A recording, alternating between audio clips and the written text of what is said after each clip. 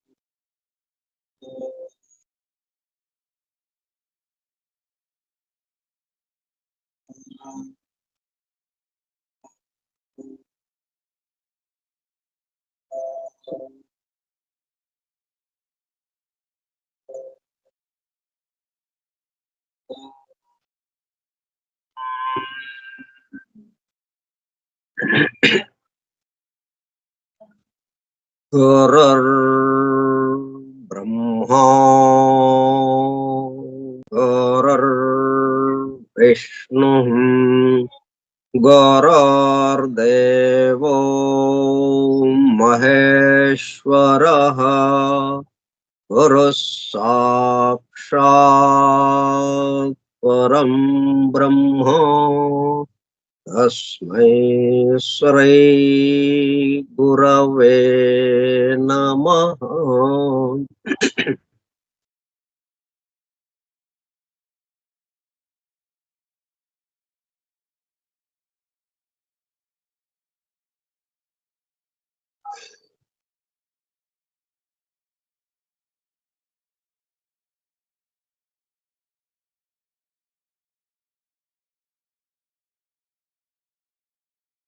వాసుదేవ హల్లెలూయా.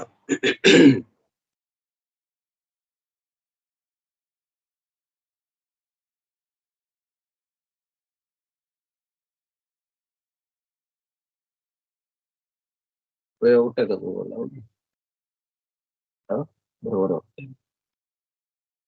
1/2/2024 గురువారము ఉదయం 10:15 జాఫ్రీ హడ్సన్ ద్వారా అందింపబడిన మహాద్భుత దివ్య గ్రంథము the hidden wisdom in the holy Bible. నిగూఢముగా రహస్యముగా దాగియున్న దైవమే పరిశుద్ధ బైబిల్ గ్రంథము. బైబిల్ రహస్య ప్రకాశము. స్కైప్ గ్రూప్ సోదర సత్యాన్వేషక బృందమునకు స్వాగతం. అందరకు నమస్కారం.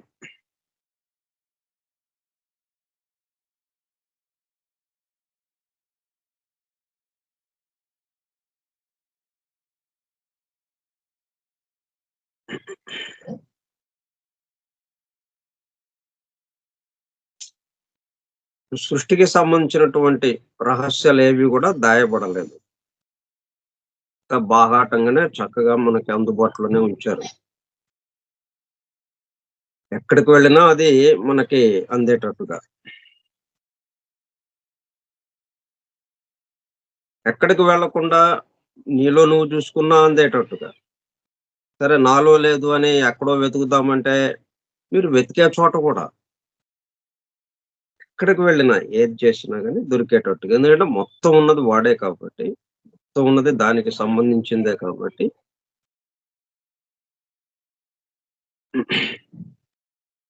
ఇట్లా అందుబాటులో ఉంది సిద్ధంగా. మరి మనం ఇప్పుడు ఏం చేస్తున్నాం? ఈ పవిత్ర గ్రంథాల్ని మనకి కష్టాలు, బాధలు వచ్చినప్పుడు ఒకరిని మనం రక్షకుడుగా తీసుకొని, ఆయన మీద పూర్తిగా భారం వేసి, పూర్తి విశ్వాసంతో, భక్తితో ఆయన్ని పూజిస్తే, ప్రార్థిస్తే మన కష్టాలు తొలగుతాయి. ఆ పవిత్ర గ్రంథాన్ని ఎంతో భక్తితో పఠిస్తే మన కష్టాలు తొలగుతాయి. మన బాధలు తొలగుతాయి అన్నట్టుగా. సుఖశాంతులతో ఉండొచ్చు అన్నట్టుగా మనకి ఆలోచన వచ్చింది కాబట్టి, చాలా మందికి ఆ ఆలోచన కూడా రాలేదు. కొంతమందికి ఈ ఆలోచన వచ్చింది. అంటే బాధలో ఉన్న వాళ్ళకి ఒకడు ఉన్నాడు. ఆయన్ని మనం నమ్మితే, విశ్వసిస్తే మనల్ని రక్షించుతాడు అన్నట్టుగా ఆయన్ని ప్రార్థిస్తే, పూజిస్తే అన్న భావనతో మనం ముందుకు కదులుతున్నాం కొంతమంది.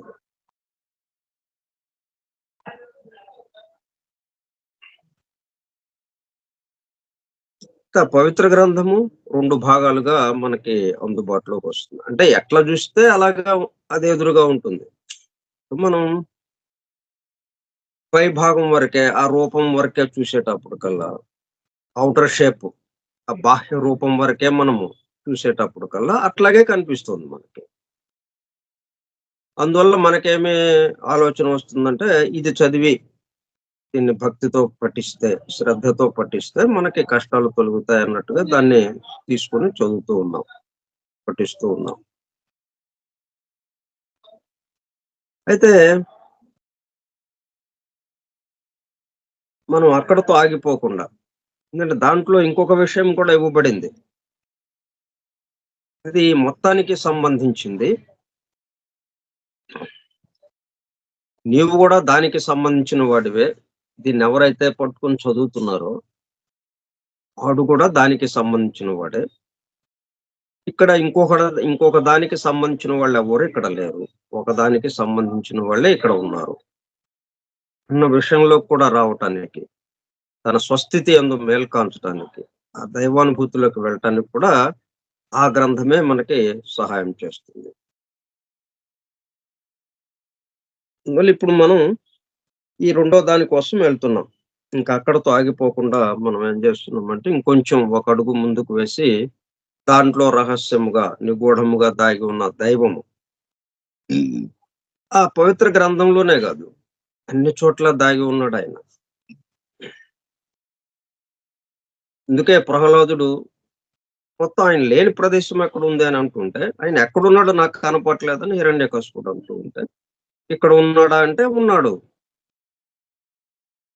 అక్కడి నుంచి ప్రత్యక్షమయ్యాడాయన.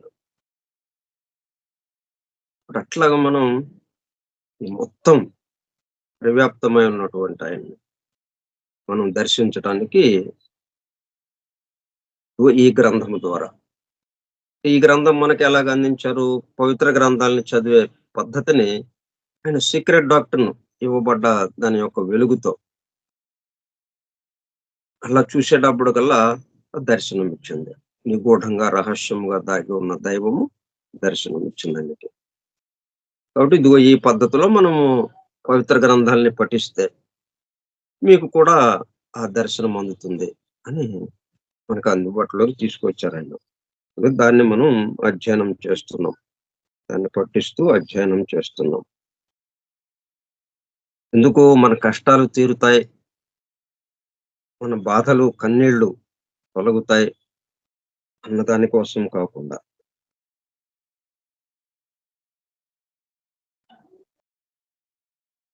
అసలు మనం ఎవరమే, మన యొక్క అసలైన లక్ష్యం ఏంటి అన్న దాంట్లో స్వస్థితి గురించి, ఆ స్వస్థితి యందు మేల్కాంచటానికి, ఆ దైవానుభూతిని పొందటానికి మనం ప్రయత్నం చేస్తున్నాం.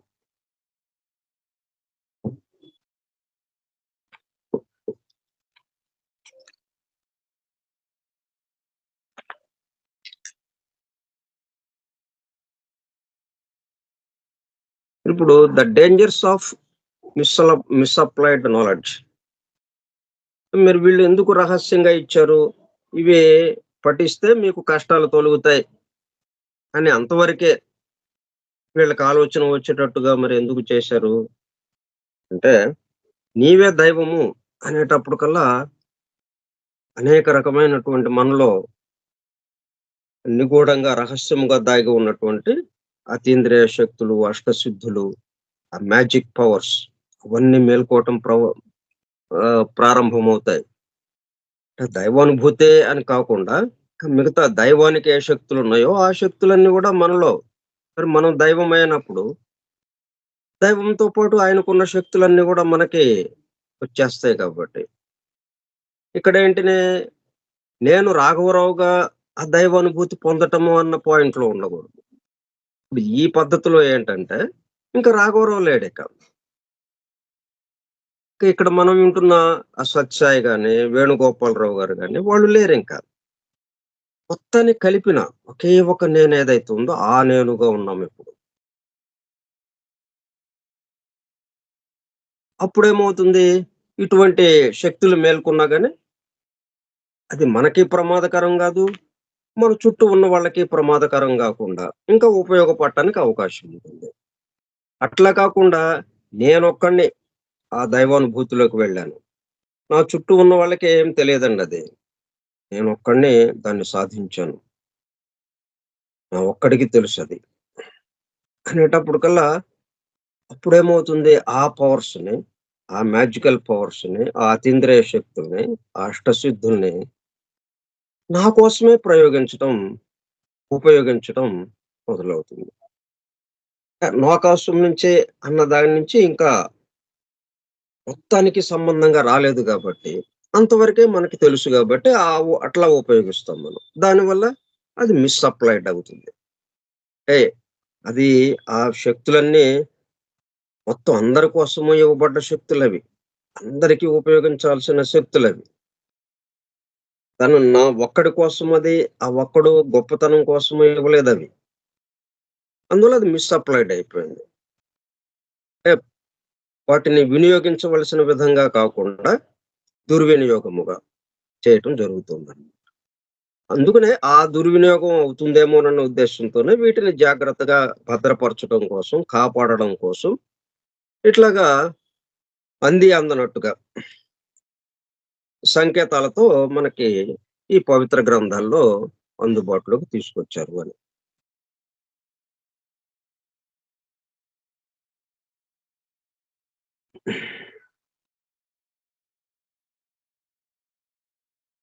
Blood sports, racing, gambling, indulgence in alcohol and sex, and the attainment of money and power tend to absorb man's interest, inevitably leaving little room in his mind for the higher culture and for aspiration to spiritual unfoldment. ఇలా మనం అంటే ఈ గ్రంథం మనం open చేయటానికి ముందే మన యొక్క భావం నా చుట్టూ ఉన్న వారి కోసం అన్న దాంతో ఎందుకు ఈ గ్రంథాన్ని తీసాం? అట్ట తీసాం ఎందుకు? ఈ గ్రంథాన్ని అట్ట తీసి లోపల పేజీల్లోకి ఎందుకు వచ్చాం? నా చుట్టూ ఉన్నవారి కోసం ఏమైనా ఉపయోగపడటానికి దీంట్లో ఏమైనా ఉందా? ఇది తెలుసుకుంటే, ఈ తెలుసుకున్న విషయం నా చుట్టూ ఉన్న వారికి ఉపయోగపడేటట్టుగా చేయటానికి ఏమన్నా అవకాశం ఉందా? అన్న దాంతో ఇటొస్తే, ఇప్పుడు మొత్తం గదంతా అదే నిండిపోతుంది. అట్లా గాకుండా నేను అభివృద్ధిలోకి రావటానికి, నేను గొప్పగా మిగతా వాళ్ళందరికన్నా ఉన్నత స్థితిలోకి వెళ్ళటానికి, అందరికన్నా గొప్పవాడిగా కీర్తించటానికి, నా చుట్టూ అనేక మంది శిష్యులు చేరటానికి అన్నట్టుగా ఈ పుస్తకాన్ని ఓపెన్ చేస్తే అప్పుడేమవుతుంది? ఆ స్పిరిచ్యువల్ డెవలప్‌మెంట్, అన్‌ఫోల్డ్‌మెంట్,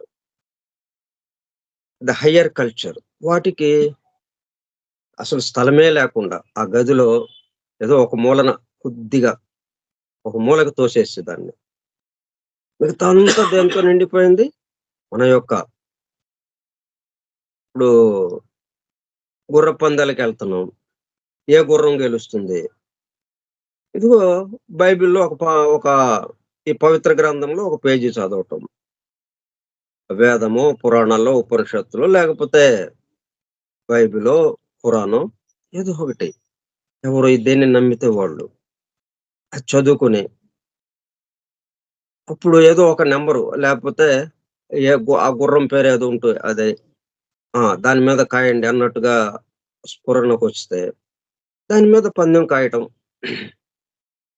గుర్ర పందాల్లో పాల్గొవటం. ఇట్లాగా దానికి ఉపయోగించడానికి అట్లాగా వీలు పడతా ఉందది. దాంతో ఇంక అక్కడితో ఆగిపోవటం జరుగుతూ ఉంది. గెలవచ్చు ఒకవేళ ఏందంటే దీన్ని అంతకు ముందు నుంచి భక్తితో పఠిస్తున్నాడు. కాబట్టి కొంత మేరకి అతనిలో కొన్ని శక్తులు మేల్కొనుండొచ్చు. ఆ మేల్కోవటం వల్ల ఏమవుతుంది, భవిష్యత్తుని చూడటానికి భవిష్యత్తులో జరగబోయేవి అవన్నీ గూడా వాడికి కామలోకంలో ఇప్పుడు గుర్రం ఇప్పుడు గెలిచింది అంటే అర్థమేంటి? కామలోకంలో ఆల్రెడీ గెలిచిందది. అంటే కామలోకం నుంచి మనం చూస్తే ఆ పరిగెత్తుతున్న గుర్రాల్లో ఏ గుర్రమో ముందుందో అది కనపడుతుంది మనకి దృశ్యం. మనము ఈ భౌతికంగా మనం గుర్రపు పందాల్లో ఆ పరిగెడుతున్న గుర్రాల్లో ఒక గుర్రం ముందుకొచ్చి ఆగిన తర్వాత గాని మనకు తెలీదు. భౌతికంగా ఈ గుర్రం గెలిచింది అని. కానీ కామలోకంలో అంతకు ముందే జరిగిపోయిందది. షూటింగ్ జరిగిపోయిన తర్వాత గదా! మనం సినిమా చూస్తున్నాం. షూటింగ్‌లోనేమో గుర్రం గెలిచేసింది. అయిపోయింది. వాళ్ళు డైరెక్టర్లు ఆ ఫోటో తీసిన షూటింగ్ తీసిన వాళ్ళందరికీ తెలుసది. ఇప్పుడు మనం తెర మీద చూస్తున్నాం. పరిగెడుతున్నాయి గుర్రాలు పరిగెడుతున్నాయి, పరిగెడుతున్నాయి. ఏ గుర్రం ఎళ్తుందో, ఏ గుర్రం ముందుకొస్తుందో, ఏ గుర్రం గెలుస్తుందో అన్నట్టుగా చూస్తున్నాం. అక్కడేమో వాళ్ళందరికీ తెలుసది. అట్లాగా కామలోకంలో అంటే కామలోక దృష్టి కొంచెం దివ్య దృష్టి కొంత మేరకి మనలో మేల్కొంటుంది. ఈ భక్తితో ఈ పవిత్ర గ్రంథాల్ని పఠించటం వల్ల. దానివల్ల ఏమైంది? అది ఫలానా గుర్రం అని చెప్పి మనకి స్ఫురిస్తుంది. వెంటనే దాని మీద పందెం ఉ ఒడ్డుతాం. దాంతో అది గెలుస్తుంది. ఆ! ఈ పవిత్ర గ్రంథం చదవటం వల్ల మనకి ఇట్లా లాభం కలుగుతోంది. అని ఈ మాదిరిగా ఇంకా ఇట్లాగా వెళ్తూ ఉంటామనమాట. అలా జరుగుతూ ఉంటుంది. But inevitably leaving little room in his mind for the higher culture, ఆ ఉన్నత సంస్కారాలకి సంబంధించి, ఆ దైవానికి సంబంధించిన అంటే విశాల భావాలతో, ఈ విశ్వం మొత్తానికి సంబంధించిన భావాలతో, విశాల మానవత్వంతో వీళ్ళందరూ మన సహోదరులు అన్నట్టుగా ఆ భావాలతో ఉండడం అది and for aspiration to spiritual unfoldment. ఆ దైవానికి సంబంధించి పూర్తి వికాసంగా, పూర్తి పరిపూర్ణంగా దైవంగా మారిపోవటం. వీటికి సంబంధించి little room in his mind. అంటే మైండే కదా! మరి మొత్తానికి మైండ్‌లో ఆలోచనలు కదులుతుంటే, ఆ ఆలోచనలకు అనుగుణంగా మనము క్రియారూపంలోకి అదొస్తుంది. కాబట్టి ఇప్పుడు గది ఎక్కడుండాలి? మనం ఓ పెద్ద భవంతిలో కూర్చున్నా, మన మైండ్‌లో వచ్చిన ఆలోచనను బట్టే గదా! ఇక్కడేమో పెద్ద గది ఉంది. ఖాళీగా పెద్ద హాలు. 100 మంది కూర్చోవచ్చది.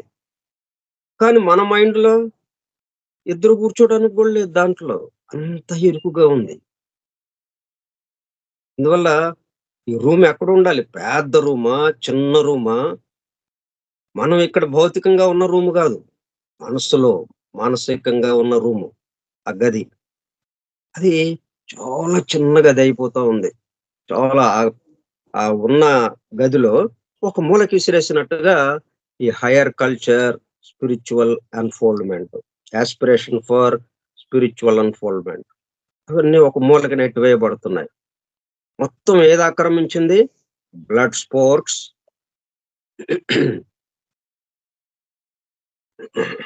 అంటే ఇన్వాల్వింగ్ హంటింగ్ అంటే జంతువుల్ని వేటాడడం. మనం చేస్తున్న పనుల ద్వారా రక్తం, జంతువులను వేటాడడం అంటే జంతువులను చంపడం, వాటిని గాయపరచటం. అవి గాయపడి బాధతో విలవిల్లాడుతుంటే మనం ఎంతో ఆనందాన్ని అనుభవించడం. ఆ బాధను చూసి. కోడి పందాలు, ఆ కోళ్ళకి కత్తులు కట్టడం.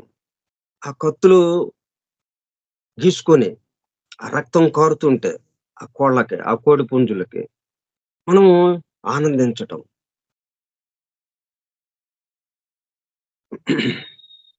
ఇట్లాగా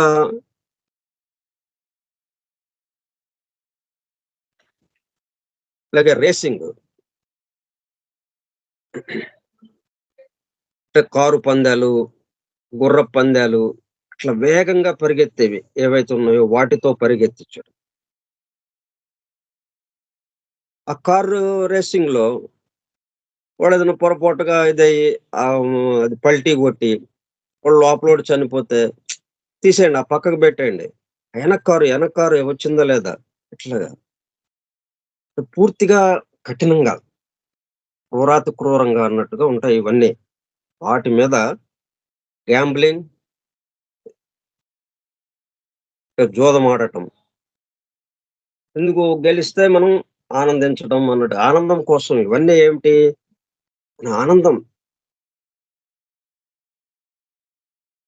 మన ఇంద్రియాలు తృప్తి చెందటం. Indulgence in alcohol and sex, మద్యపానం. అది ముందు ఇప్పటికే ఈ చుట్టూ ఉన్నవాళ్ళు రుచి చూపిస్తారు. ఒకడు ఆల్రెడీ వెళ్లి తాగుతున్నవాడు, ఎవ్వరు గూడా దాదాపుగా వాళ్ళంతట వాళ్ళెళ్లి తాగి, ఆ మద్యపానం చేసి, ఇంకా దానికి అలవాటు పడ్డవాళ్ళు చాలా తక్కువ మందుంటారు. దేనికైనా గాని ఇంకొకడు పరిచయం చేయటం దాన్ని.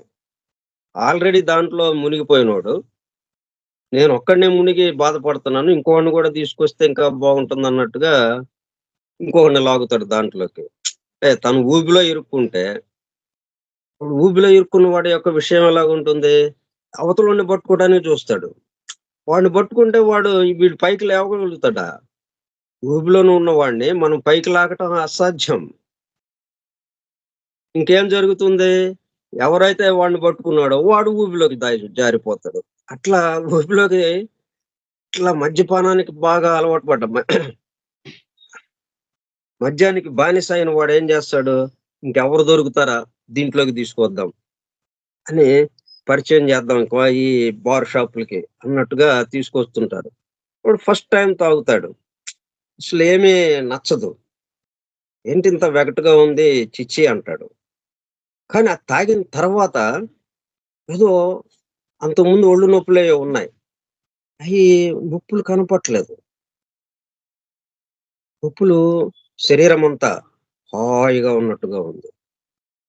అప్పుడే నిద్ర లేచి కూర్చుంటే ఎట్లాగుందో ఫ్రెష్‌గా, ఉత్సాహంగా, హాయిగా ఉన్నట్టుగా ఉంది. ఎక్కడ ఏ బాధ లేదు. ఇదేదో బాగుంది అని ఇక నెమ్మదిగా అట్లాగా అలవాటవుతుంది. ఇండల్జెన్స్ ఇన్ పూర్తిగా దాంట్లో మునిగిపోవటం ఇక. ఆల్కహాల్ అండ్ సెక్స్ అట్లాగే వ్యభిచారం.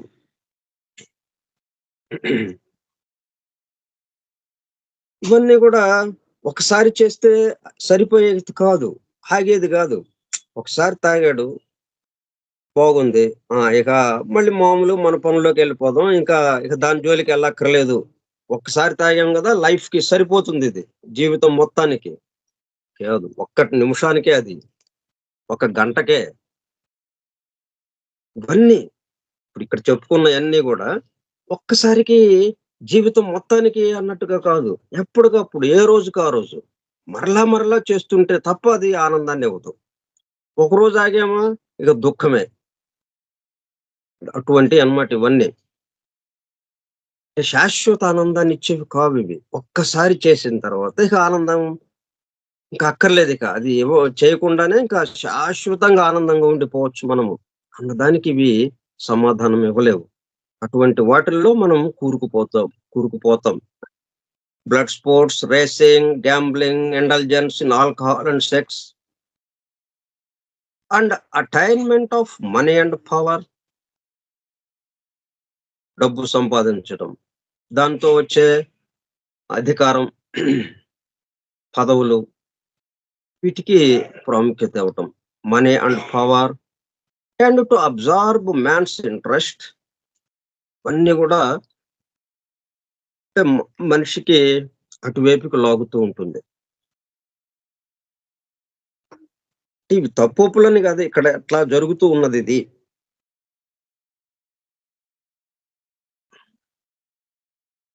ఈ ఆలోచనలన్నీ ఇవన్నీ ఎక్కడి నుంచి వస్తున్నాయి? మన దేహాత్మ నుంచి వస్తుంది ఇవన్నీ. జీవాత్మ ఏమి చేయటానికి లేక చేతులు కట్టుకున్నలాగా చూస్తూ ఉండిపోయాడు. సరిదిద్దటానికి అవకాశం లేదు.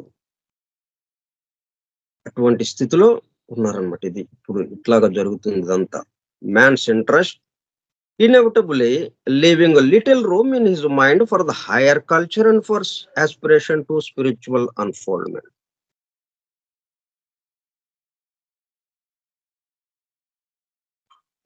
ఇటువంటి పరిస్థితుల్లో when, however, a person seriously turns from worldly things to a real quest for knowledge, దీనికి ఏదో ఒక రోజున ఫుల్ స్టాప్ పెట్టి ఇది కాదులే, ఇంక వేరే ఏదో ఉంది మొత్తానికి అన్నట్టుగా ఆలోచన కదిలి, అప్పుడు ఏం జరుగుతుంది? రియల్ క్వెస్ట్ ఫర్ నాలెడ్జ్, ఆ విజ్ఞానం కోసం అన్వేషణ మొదలు పెడతాడు. రియల్ క్వెస్ట్ ఫర్ నాలెడ్జ్ అంటే విజ్ఞానం అంటే ఆనందం కోసం. ఇది ఆనందాన్ని మనకి ఇవ్వటం లేదు, ఇది శాశ్వతమైన ఆనందాన్ని ఇవ్వటం లేదు. కొద్దిసేపు ఇస్తుంది, మళ్ళీ ఆగిపోతుంది, మళ్ళీ ఆ పని చేయాల్సి వస్తుంది. ఆ పని చేస్తే గానీ ఆనందం ఉండటం లేదు. పని చేసినంతసేపే ఆనందం. బ్లడ్ స్పోర్ట్స్, ఆ వేటాడనంతసేపే ఆనందం. వేటాడడం అయిపోయింది, ఇంకా ఏదో ఈశ్వరోమని అలాగా ఖాళీగా కూర్చోవటం. మళ్ళీ ఎప్పుడు వెళ్తామా వేటకి అన్నట్టుగా. ఇట్లా ఇవన్నీ రేసింగ్, గ్యాంబ్లింగ్, ఆల్కహాల్, సెక్స్, ఇట్లా అన్ని కూడా ఇట్లాగా ఇక విసుగు వచ్చేసింది. విసుగు వచ్చేసి మరి ఏమున్నాయి ఇక్కడ, ఒక్కసారి చేస్తే మొత్తం ఎప్పటికీ ఆనందం ఉండాలి, ఇక మళ్ళీ అది చేయాల్సిన అవసరం లేకుండా ఎట్లాగా అన్నప్పుడు real quest for knowledge. That knowledge is always to be found.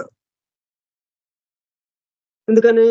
మొత్తం నాలెడ్జ్తోనే నిండిపోయింది ఈ విశ్వం మొత్తం. ఆ జ్ఞానంతో నిండిపోయింది, దైవంతో నిండిపోయింది. కాబట్టి ఊరికే అట్లాగా ఆలోచన వస్తే చాలు, ఎదురుగానే ఉంది.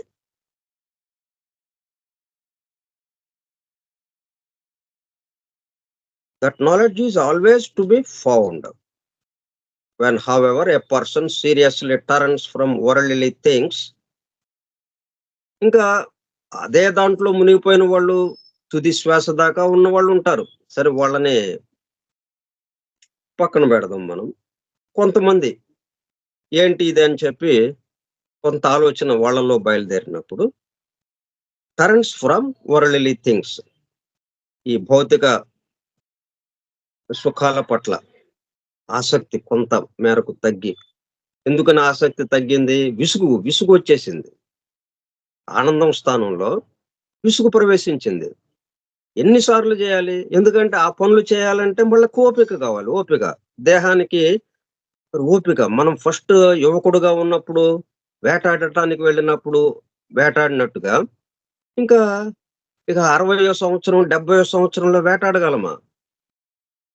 అప్పుడుకి తలంటుకుంటుంది అనమాట. ఇక అప్పుడు అమ్మ ఏంటిది,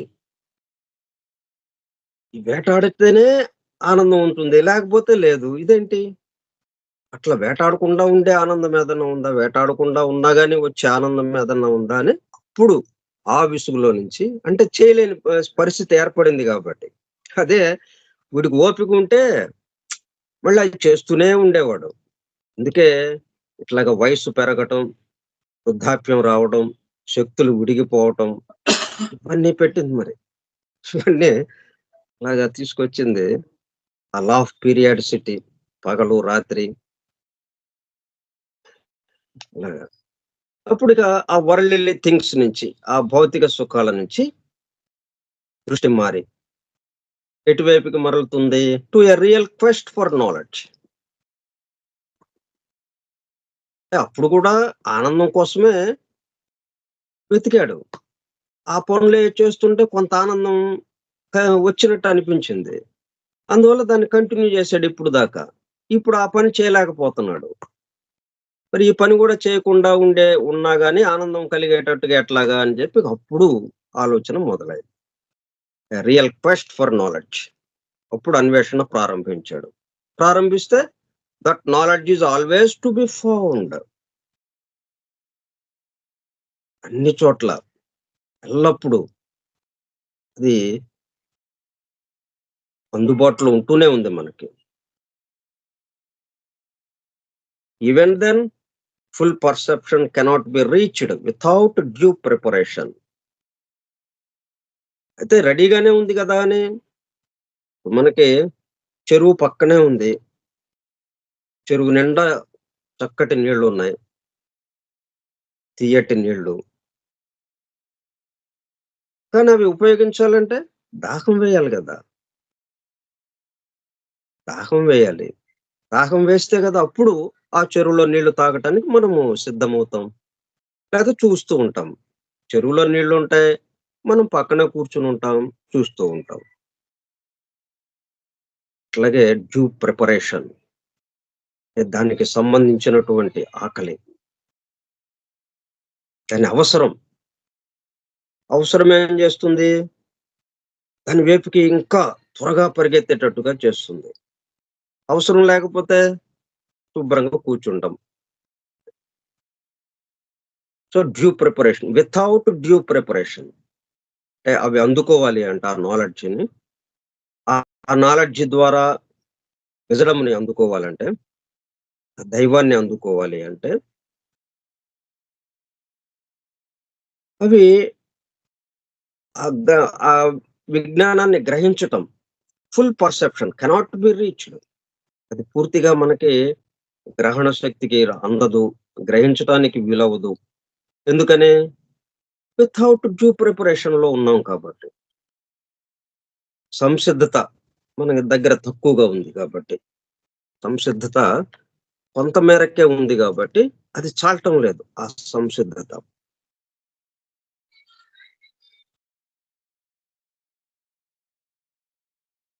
Just as one cannot take electricity out of the air and immediately use it, just as one cannot take electricity out of the air. మనం విద్యుత్ శక్తి కావాలి. మనం బల్బు వెలిగించాలి. ఫ్యాన్ తిరగాలి. ఇక గాలి అలాగ పెట్టి తిరుగు అంటే తిరగదు గదా అది. ఆ విద్యుత్ శక్తి ఎట్లా వస్తుందది? రాదు. గాలిలో నుంచి రాదది విద్యుత్ శక్తి. And immediately use it. అట్లా మనం వెంటనే ఉపయోగించుకోవటానికి గాలిలో నుంచి ఇట్లాగా రా అని చెప్పి ఒక మంత్రము, హామ్ ఫట్ అనో ఏదో ఒకటని ఆ మంత్ర ప్రయోగం చేసి దా అంటే వచ్చేది కాదు current, electricity. So, spiritual enlightenment దానికొక పద్ధతుంది. ఆ ఎలక్ట్రిసిటీ రావాలి అంటే మన ఇంట్లోకి దానికొక పద్ధతుంది. తయారు చేసే చోటు ఒకటుంటుంది. అక్కడి నుంచి అంచెలంచెలుగా. ఎందుకంటే తయారయ్యే చోటు ఏంటి? తయారయ్యేది మనకి అత్యధికమైన శక్తితో తయారవుతుందది. దాన్ని నేరుగా మనం ఉపయోగించలేము. అందుకని చెప్పి మనం ఉపయోగించగలిగిన శక్తికి దాన్ని కుదించి, ఆ శక్తిని తగ్గించి, మన ఇంటికి అందుబాటులోకి తీసుకొస్తే అప్పుడు మనం దాన్ని ఉపయోగించుకొని ఈ గృహోపకరణాల్ని మనము వాడుకోవటానికి వీలవుతుంది. అట్లాగే so, spiritual enlightenment demands self education and training before it can be discovered. మనం గూడా కొంత ప్రయత్నం చేయాలి దీనికోసం. స్పిరిచువల్ ఎన్లైటన్మెంట్ కావాలంటే, ఆధ్యాత్మిక ప్రకాశము, ఆ వెలుగు మనలో ప్రకాశించాలి అంటే, ఆ వెలుగు యందు మనము మేల్కాంచాలి అంటే, demands self education. Self education అంటే స్వయంగా చదువుకోవటం కాదు. ఈ ఆత్మకి సంబంధించినటువంటి ఆత్మ విద్యకి సంబంధించిన విజ్ఞానము, ఆ విజ్ఞానము, ఆత్మ విద్య గురించిన విజ్ఞానము, దాని తద్వారా ఆత్మ జ్ఞానంలోకి మనము ప్రవేశించటం, ఆత్మ జ్ఞానంగా మారటం. And training before it can be discovered. మనకేదో అడ్డుగా ఉంది. పొగమంచు ఏదో ఉంటే మనం తెల్లవారుజామున లేకపోతే ఉదయాన్నే ఆహ్, హైవేలో వెళ్తుంటే, పల్లెటూళ్ళల్లో వెళ్తుంటే మనకి దారి కనపడదు. ఇది ఈ చలికాలంలో. మంచు, చలికాలం నుంచి ఇక వేసవికాలం రాబోతున్న సమయంలో మంచు పొగ బాగా ఎక్కువగా పడుతుంటుంది. ఆ పొగ మంచు ఉండిపోయి ఎదురుగా ఉన్నదేంట్లో కూడా కనపడదు మనకి. అది సూర్యుడు ఉదయించాడు అప్పటికే. వెలుగొచ్చింది. కానీ చీకటిగానే ఉంటుంది. ఆ మంచు మనకి అసలు ముందేముందా అన్నది అసలు ఏమాత్రము కనపడని ఇదిగా ఉంటుంది. అట్లా కవరేసినట్టుగా మనకుంది. ఎదురుగా ఉంది గదా! మరి రోడ్డు అంతకుముందు మామూలుగా కనిపించింది మనకి. ఆ పొగమంచులాగా ఇట్లాగా ఈ దైవము అన్నది, ఆ దైవానుభూతి అన్నది, మనం ఏదైతే పొందాలని అనుకుంటున్నామో దానికి సంబంధించింది ఎదురుగానే ఉంది. కానీ పొగమంచులాగా ఏదో అడ్డుపడ్డట్టుగా, కవరేసేసినట్టుగా ఉంది. ఇప్పుడు దాన్ని ఆ కవర్‌ని తీసేయాలి అంటే, ఆ పొగమంచుని మొత్తం పటాపంచలవ్వాలి అంటే, చెదిరిపోవాలంటే, ఆ పొగమంచు చెదిరిపోవాలి అంటే, సూర్యుడు భీకరంగా రావాలి. తన వెలుగుని పెంచితే గాని ఈ పొగమంచు పోదు. ఉదయపు నీరెండలాగా చిన్నగా ఎండొస్తే, చూసాంలే అని పొగమంచు అలాగే ఉంటుంది. ఇంకా 10కి, 9కి అప్పుడున్న వేడికి ఇక నెమ్మదిగా సర్దుకుంటుందది. అట్లా మనలో తపన, తీవ్రమైన తపన ఉన్నప్పుడు అది డిస్కవర్డ్. ఆ కవర్ తీసేసినట్టు అయిపోతుంది. అంటే మనలో తపనే. అక్కడ మనలో ఏమి లేకుండా అక్కడేదో కవరేసుందంటే, ఆ కవర్‌ని లాగుదాం, పీకుదాం అనంటే అదేమి రాదు. అసలక్కడ కవర్ ఉన్నట్టే తెలీదు. అసలు కవర్ ఏదని కవర్‌ని ఎతకడమే సరిపోతుంది మనకి. ఎందుకంటే కవర్ లేదుగా అక్కడ. లేని కవర్‌ని ఎక్కడ ఎతుకుతాం? ఎంత ఎతికినా ఎట్లాగా అనిపిస్తుంది మనకి. ఒకటి మనలో తపన ప్రిపరేషన్. దాన్నే ప్రిపరేషన్ అంటున్నాం. సంసిద్ధత. కాబట్టి తపన మనలో ఆ తపన ఉన్నప్పుడు, ఆ తపనకి ఆ సూర్యుడి యొక్క వెలుగుకి మంచు కరిగిపోయినట్టుగా, పొగమంచు తేలిపోయినట్టుగా, చెల్లాచెదురైపోయి చక్కగా రోడ్డు కనిపిస్తూ ఉంటుంది.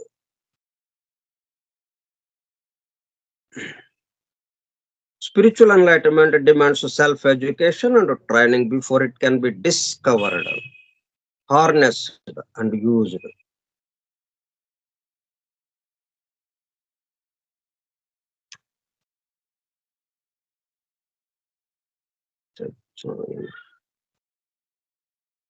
Harnessed and used. Whilst certain aspects of occult lore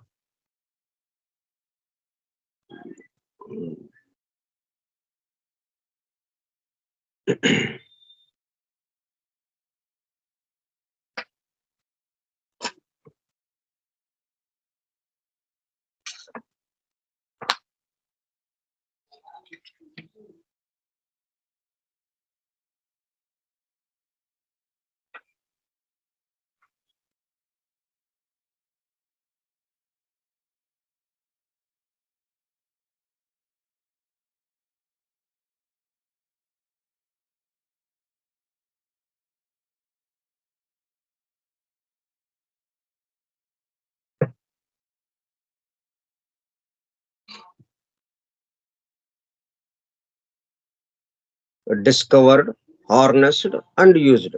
అంటే దాన్ని అదుపు చేయటం మనం. తర్వాత ఉపయోగంలోకి తెచ్చుకోవటం. ఇవన్నీ చేయాలి అంటే మనం ఏదైతే పొందాలి అనుకుంటున్నామో, దేన్ని ఉపయోగించాలి అనుకుంటున్నామో, అది పొందాలి అంటే, దాన్ని ఉపయోగించుకోవాలి అంటే, అది మన అదుపులోకి తెచ్చుకోవాలి అంటే ఏం గావాలి? Self education and training. Demands self education and training. మళ్ళీ ఇప్పుడు ఇదేమవుతుంది? ఇట్లాగా మనం దానికోసం ఏదో కొంత సాధన చేయటం. యోగ సాధన అని రకరకాల సాధనల పేరుతో సాధనలు చేయటం. తద్వారా దాన్ని పొందటం.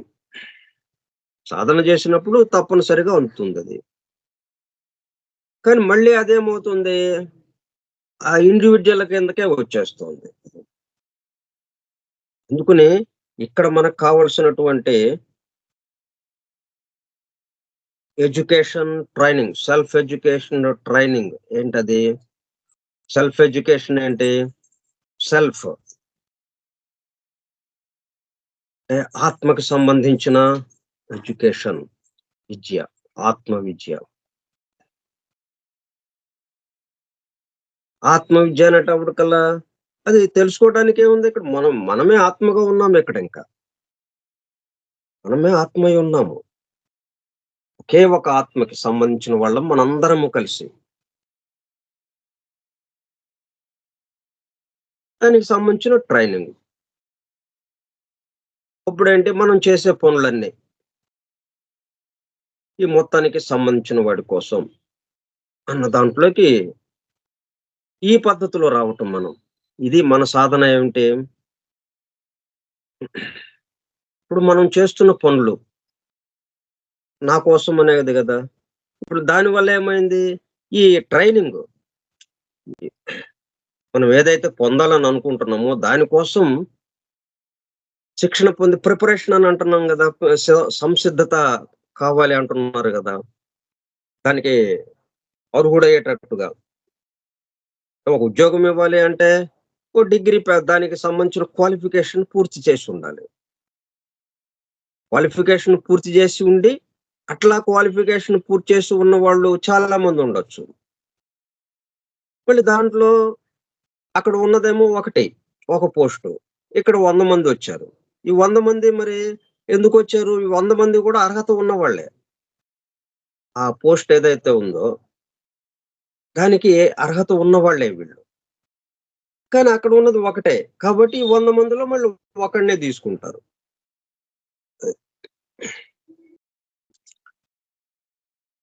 అట్లాగా మనం ఇక్కడికొచ్చేటప్పుడు కల్లా ఇదేమో భౌతికంగా మనం ఇది ఉదాహరణ. ఎందుకంటే ఈ ఉదాహరణ ఎంతవరకు మనకు పనికొస్తుంది? అర్హత ఉంటేనే అంటే మనము ఒకదానికి సంబంధించి ఏదైనా కావాలి అంటే దానికి సంబంధించిన అర్హత ఉందా? లేదా? అన్నదొస్తుందా? అది ఆ విషయం కోసం ఈ ఉదాహరణ మనకు. తర్వాతది ఇక అక్కర్లేదు. తర్వాతదేంటి? అది 100 మందొస్తే ఒకడికే అంటే 99 మంది తెల్ల మొఖాలేసుకెళ్ళాలి. ఇక్కడ అలా లేదు. 100 మందికి 100 మందికి సిద్ధం. ఇక్కడ మొత్తం ఏందండి ఇక్కడ ఎంతమంది ఉన్నారో అంతమందికి పోస్టులున్నాయక్కడ. ఇక్కడ పోస్టులు ఒకటే ఇక్కడ మనకు భౌతికంగా. కానీ ఇక్కడ ఆధ్యాత్మికం వచ్చేటప్పటికల్లా మీరు ఎంతమందొస్తే అంతమందికి పోస్టులు సిద్ధంగా ఉన్నాయి. అన్ని ఖాళీలున్నాయి ఇప్పుడు మరి. మనం ఈ విశ్వంలో ఉన్నటువంటి సమస్త జీవులు పరిపూర్ణులుగా అవ్వాలి గదా! ఇప్పుడు ఎట్లాగైతే భూమి మీద మనం తిరుగుతున్నాం గదా! అట్లాగే ఆత్మ ఆధ్యాత్మికంగా గూడా మనం తిరుగుతూ ఉంటానికి కావాల్సినటువంటి ఖాళీ అక్కడ ఉంది. ఇప్పుడు మీరు ఇటేపు వచ్చారా? రా శుభ్రంగా మీకు ఖాళీ చక్కగా మీకు పోస్ట్ మీకివ్వబడుతుంది. మీ పోస్ట్ మీకు సిద్ధంగా ఉంది. మీ సీటు మీకు సిద్ధంగా ఉంది అన్నట్టుగా. కాబట్టి మన యొక్క ట్రైనింగ్ ఏమిటిక్కడ? మన పనులు. ఇంకా ఇవన్నీ మనం పెట్టుకోవటం లేదు. సెల్ఫ్ యమము, నియమం ఇట్లాగా మనకేంటి పతంజలి యోగ సూత్రాలకు వెళితే యమము, నియమము. యమములో మళ్ళీ 8 రకాలుంటాయి. నియమంలో మళ్ళీ 8 రకాలుంటాయి. ఇవన్నీ చేస్తే గాని అప్పుడు ఆసన అంటే కూర్చునే స్థితి వస్తుంది. కదలకుండా కూర్చోవాలి మరి. నిశ్చలత రావాలి మరి. ఆసన అంటే కూర్చునే స్థితి వస్తుందనమాట. ఏది యమ, నియమ ఇవన్నీ మనం చేసిన తర్వాత. ఇవన్నీ జేయటానికి మరి జన్మలు పడుతోంది. ఇవన్నీ కాకుండా మనం ఏం జేస్తున్నాం? మన పనుల ద్వారా మనం చేస్తున్నాం గదా! ఎలాగో మనం ఆ పనులు జేస్తున్నాం. ఆ పనుల్నే ట్రైనింగ్‌లోకి మార్చుకోవటం. శిక్షణలోకి. అవే యమము, అవే నియమము, అంతే అవే ఆసనం, అదే ప్రాణాయామం. యమ, నియమ, ఆసన, ప్రాణాయామ, ప్రత్యాహార, ధ్యాన, ధారణ, సమాధి. అయిపోయింది. సమాధిలోకెళ్ళిపోతాం. అందువల్ల ఈ రూట్‌లో మనం మన మన దగ్గర ఉన్నదేంటి? మన పనులు. మనం చేస్తున్న పనులు. ఆ పనులనే మార్చకుండా పనులేం మార్చక్కర్లేదు. ఎందుకంటే ఒక్కొక్కళ్ళం ఒక్కో పని జేయటానికి ఇక్కడికొచ్చాం. మన ద్వారా ఆ పనులు జరగాలి. ఒక యంత్రం ఉంది అంటే వందల భాగాలుంటాయి. ఆ ప్రతి భాగము దాని పని అది చేస్తూ ఉంటే మిగతా, మిగతా భాగాలతో అది కలిసిపోయి ఉంటుంది. 100 భాగాలుంటే ఈ 99 భాగాలతో అది కలిసి పని జేయడం ఏంటి? తన పని తను జేస్తే అందరితో కలిసి పని జేసినట్టే ఉంటుంది. తన పని తను చేయటం. అట్లాగా అందరికీ అందరితోనూ అనుసంధానంగా. ఈ 100 మంది అలాగా ఎవరి పనులు వాళ్ళు చేసేటప్పుడు కల్లా యంత్రము అది కదులుతూ ముందుకెళ్తుంది. బస్సుంది, లేదా కారుంది, మోటార్ సైకిలుంది. వందల భాగాలున్నాయి దాంట్లో. కానీ అవన్నీ పని జేస్తుంటే మనకేంటి కనిపిస్తుంది? బుర్రున మోటార్ సైకిల్ ఎళ్ళిపోతా ఉంది. మనం దాని మీద కూర్చొని హాయిగా ఎళ్ళిపోతున్నాం కావాల్సిన చోటకి. కానీ లోపల ఎన్ని పనులు జేస్తున్నారు వాళ్ళు. ఎవరి పని వాళ్ళు. ఎవరి పని వాళ్ళు చేయటం వల్ల అది చక్కగా ముందుకు కదులుతూ ఉంది. దానివల్ల మనం వెళ్ళాల్సిన చోటుకి హాయిగా వెళ్ళిపోతున్నాం. అది.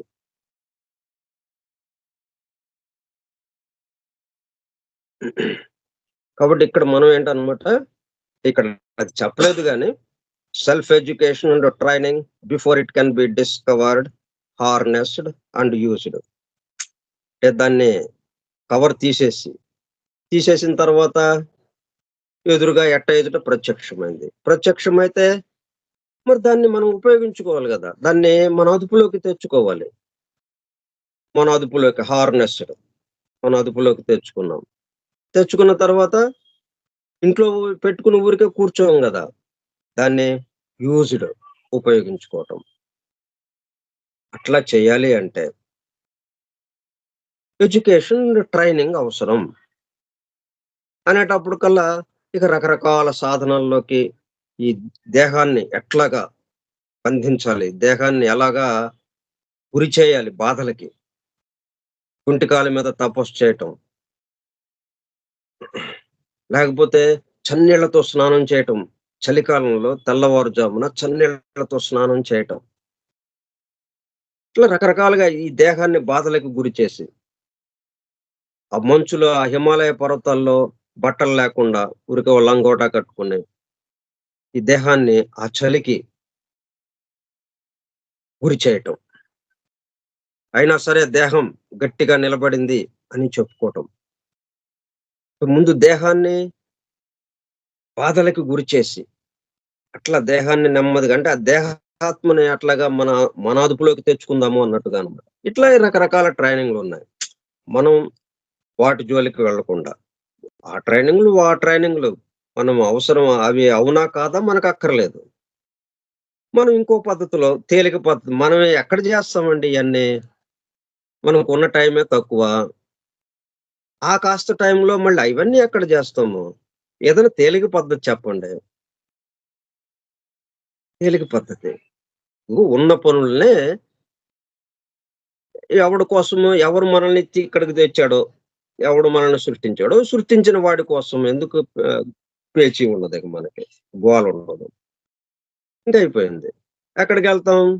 సమాధి స్థితిలోకెళ్ళిపోతాం. ఎందుకంటే పతంజలి చెప్పిన 8 సూత్రాలున్నాయి గదా! 8 అష్టాంగ యోగం అని చెప్పి. 8 అంగాలుగా ఉన్నటువంటి యోగము. యమ నియమ ఆసన ప్రాణాయామ ప్రత్యాహార ధ్యాన ధారణ సమాధి కొట్టేయండి, సమాధిలోకి వెళ్ళిపోయాయి. ఇంకా మిగతా విషయాలు మనం రేపు చెప్పుకుందాం. స్వస్తి ప్రజాభ్యః పరిపాలయంతాం న్యాయేణ మార్గేణ మహిం మహిషాః గోబ్రాహ్మణేభ్యః శుభమస్తు నిత్యం. లోకాః సమస్తాః సుఖినో భవంతు. లోకాః సమస్తాః సుఖినో భవంతు. లోకాః సమస్తాః సుఖినో భవంతు. ఓం శాంతి శాంతి శాంతి. ఓపికగా ఉన్నటువంటి సోదర సత్యాన్వేషక బృందమునకు ధన్యవాదములు. Thank you all. Vasudeva. Hallelujah. Thank you sir. Vasudeva. Hallelujah.